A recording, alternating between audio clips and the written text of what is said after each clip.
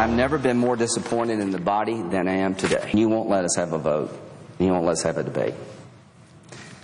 And please stop saying this deal makes Israel safer. That's cruel. That's cruel, says South Carolina Senator Lindsey Graham after Democrats block a resolution rejecting the Iran nuclear deal. Joining us now, Florida Senator and Republican presidential candidate Marco Rubio. Senator, welcome. Good to have you here this morning. Boy, there is so much frustration on this deal. We just spoke with, as you probably heard, Senator McConnell, who basically said that there's bipartisan opposition to the Iran deal. And I think people at home, you know, who may not be that familiar with the interworkings of the procedural efforts on Capitol Hill say, well, how does that work then? You know, you've got Republican Senate, Republican House, and you can't get rid of this deal?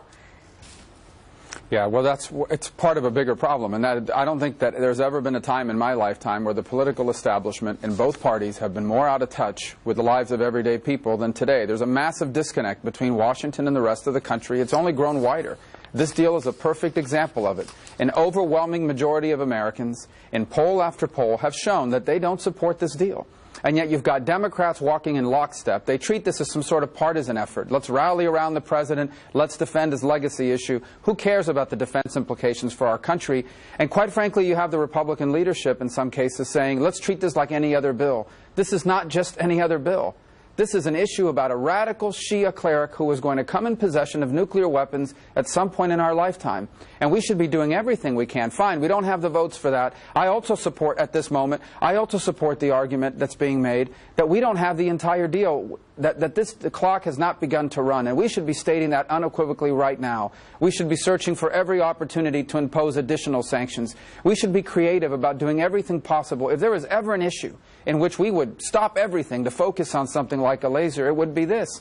And instead, I get the sense that it's like, let's have a couple votes, and then let's move on to the next issue this thing is done with. You know what? This is too important for that. I think a lot of people get that sense. We just listened to Senator McConnell, and it certainly felt like, although there are other proposals that are out there to try to curb funding and the like, that it's a done deal. And I do agree that that is why people are disgusted, frankly, with what's going on in Washington. They look at it, they say, you know, you guys can't get anything done.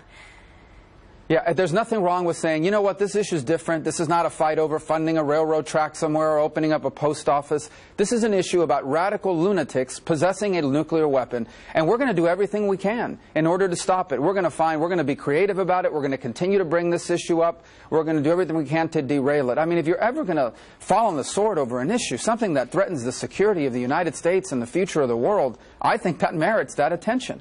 But it goes back to this extraordinary disconnect that's only grown worse. I don't know what it is, but after someone's been there for a long time, they become insulated from what life is like for everyday people, what life is like across this country, and the results are bearing out. Quite frankly, it's one of the reasons why I chose not to run for re-election to the Senate after just 4.5 years and run for president, because I've realized that the only way we're going to change this is to have someone in the White House who is serious about these sorts of things. Wow, that's a pretty strong statement, and I think, you know, you're right in your assessment of how people feel about it, that there's just nothing that can be done when you have Republicans controlling both houses in this, both the Senate and the House, and this deal. You know, when you look at the president's biggest achievements, certainly he will point to this, and as you point out, Democrats have been in lockstep. So this deal will hang around their necks, and you know, if the Ayatollah is correct that there'll be no Israel in 25 years, which is what he's been tweeting out lately, this will have a legacy that will last for them. You know, maybe they're right.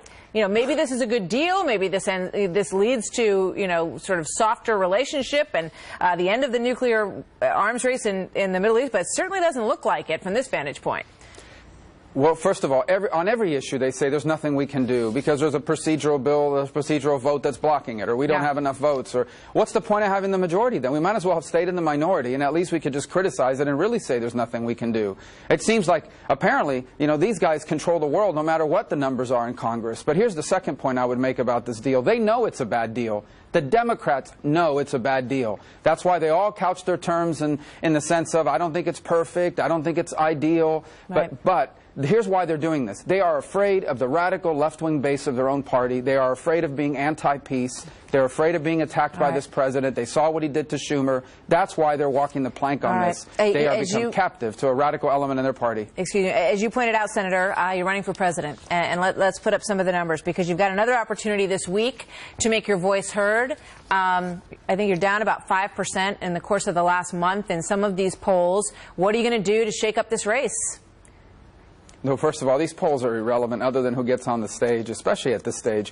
And by the way, I say that when I'm ahead in polls, and I have been a few months ago as well. They don't mean anything. I am running a campaign that's designed to be in first place in January, February, March, and April, not in first place in August and September. Second, I'm going to continue to run my campaign. I'm not going to, I am who I am. I'm not going to change what I stand for or what I believe in for purposes of winning or losing. I'm going to tell people who I am and what I will do, and I'm confident that that leads to victory when it counts.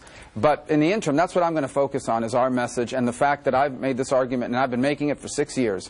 We are on the road to decline. We're a great country, but we will decline as a country if we don't change direction. And we can't change direction, either as Republicans or as Americans, if we just keep electing the next person in line. Thank you, Senator. I got a hard break coming up. Thank you. Thank you. Always a pleasure to have you. Thank you.